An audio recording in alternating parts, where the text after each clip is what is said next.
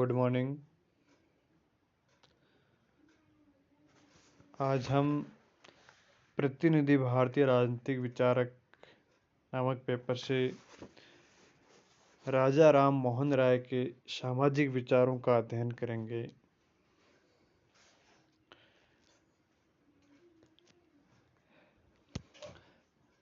राजा राम मोहन राय के समाज सुधार संबंधी विचारों का हम निम्न बिंदुओं के आधार पर अध्ययन करेंगे। परंपरावादिता का विरोध, सती प्रथा का विरोध, नारी स्वतंत्रता, नारी अधिकार, नारी शिक्षा और नारी उद्धार से संबंधित विचार, जाति प्रथा और जातिगत संकीर्णताओं का विरोध। राजा राम मोहन राय के समय भारतीय सामाजिक जीवन अनेक कुरीतियों से ग्रसित था। समाज में रूढ़िवादिता ने अपना प्रभाव जमा लिया था। स्त्री जाति को हीन भावना से देखा जाता था और पाश्चात्य देशों से संपर्क स्थापित करना भी अनुचित माना जाता था। सामाजिक जीवन में जड़ता, हीनता, कूपमंडुकता आदि शामिल हो गए थे और सामाजिक जीवन के इस अंधकार को दूर करने के लिए राजा राम मोहन राय ने विवेक का सहारा लिया और अपने विचार समाज के सामने रखे।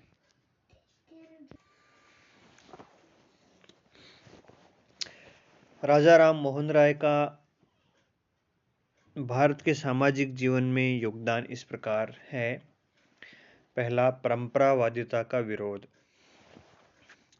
राजा राम मोहन राय के सामाजिक चिंतन का सबसे प्रमुख अंग था परंपरावादिता का विरोध।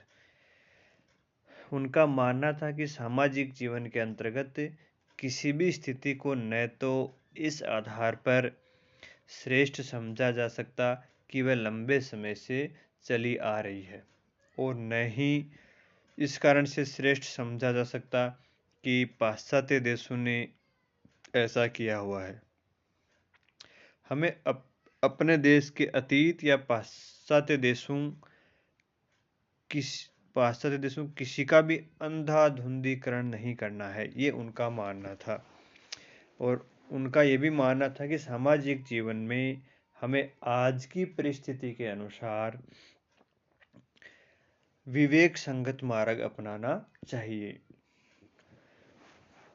दूसरा देखिए, सती प्रथा का विरोध। राजा राम मोहन राय ने सती प्रथा के विरोध में अभियान प्रारंभ किया था,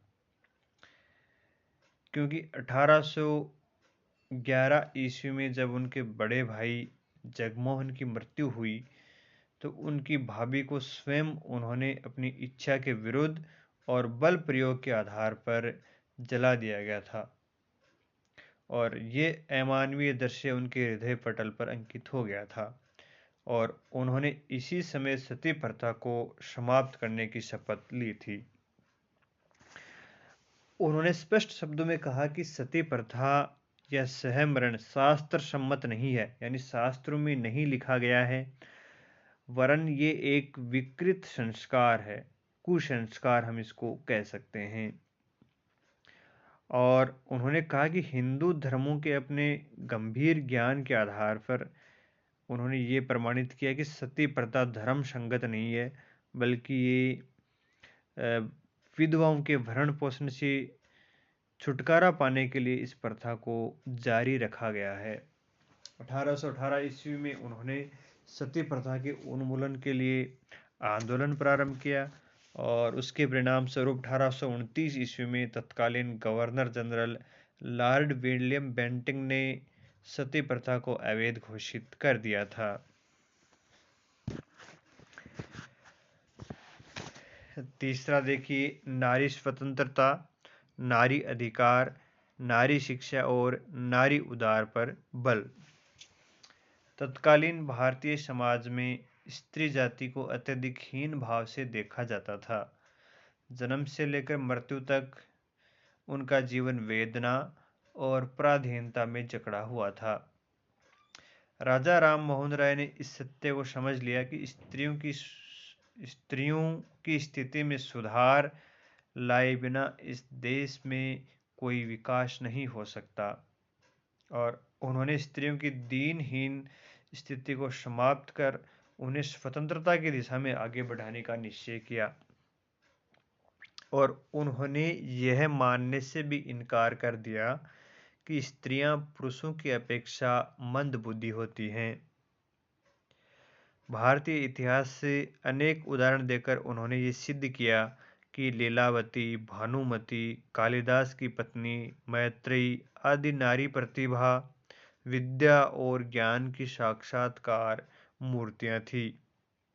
और उन्होंने स्पष्ट शब्दों में यह भी कहा कि स्त्री और पुरुष दोनों के चरित्र का अगर मूल्यांकन किया जाए तो आसानी से पता चल जाएगा कि स्त्रियां पुरुषों से अधिक ईमानदार और अधिक चरित्रवान होती हैं। इसी विवेचना के आधार पर राजा राम मोहन राय ने नारी स्वतंत्रता की बात करते हैं। राजा राम मोहन राय के समय हिंदू स्त्रियों को उनके पति की संपत्ति में कोई अधिकार नहीं थे। उन्होंने इस अन्यायपूर्ण स्थिति की आलोचना की और 1822 ईस्वी में एक लेख लिखा जिसका शीर्षक था modern encroachment on ancient right of females according to the Hindu law of inheritance, यानी हिंदू उत्तराधिकार विधि पर आधारित स्त्रियों के प्राचीन अधिकारों का आधुनिक अतिक्रमण। इस लेख में उन्होंने बताया कि पति द्वारा छोड़ी हुई संपत्ति में स्त्री को अपने पुत्र के बराबर भाग मिलता था और पुत्रियों को 1/4। राजा राम मोहन राय ने बहुपत्नी प्रथा के विरुद्ध भी आवाज उठाते हुए ऐसी वैधानिक आवश्यकता पर बल दिया कि कोई भी हिंदू पुरुष एक मजिस्ट्रेट से लाइसेंस लिए बिना अपनी पहली पत्नी के जीवन काल में दूसरा विवाह नहीं कर सकता। अर्थात राजा राम मोहन राय बहुपत्नी प्रथा के विरुद्ध भी थे।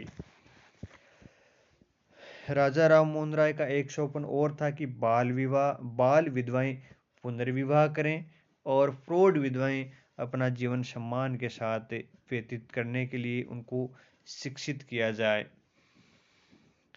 राजा राम मोहन राय ने लड़कियों और स्त्रियों की शिक्षा पर भी विशेष बल दिया और इसे भारतीय समाज की सबसे बड़ी आवश्यकता बताया। नारी जाति के प्रति सम्मान उनके स्वभाव का एक अनिवार्य अंग था। वे सामाजिक जीवन में स्त्रियों को पुरुषों के समान स्तर प्रदान करने के पक्षधर थे। सती प्रथा के उनके विरुद्ध उनके द्वारा प्रतिपादित किया गया आंदोलन नारी जाति के प्रति उनके भारी सम्मान का प्रतीक माना जाता है। और आधुनिक भारत के वे ऐसे पहले व्यक्ति थे जिन्होंने स्त्रियों की पराधीनता के विरुद्ध विद्रोह और स्त्रियों के अधिकारों का समर्थन किया था। फिर देखिए चौथा पॉइंट, नारी समाज सुधार से संबंधित जाति प्रथा और जातिगत संकीर्णताओं का विरोध।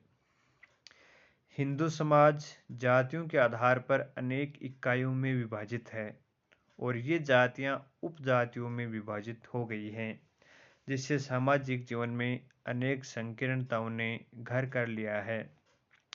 राजा राम मोहन राय ने जाति प्रथा के विरुद्ध प्रचार किया और ये दृढ़ विश्वास व्यक्त किया कि हिंदुओं की राजनीतिक कमजोरी और परिणामतः पराधीनता का कारण उसमें असंख्य जातियों और उपजातियों का होना है।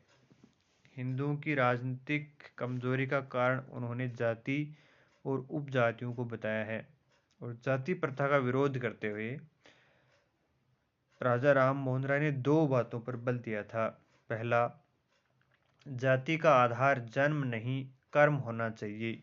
और दूसरा, किसी व्यक्ति को जाति के आधार पर श्रेष्ठ और हेय नहीं माना जा सकता, उसे उसकी उपलब्धियों, गुणों और मान्यताओं के आधार पर श्रेष्ठ माना जा सकता है।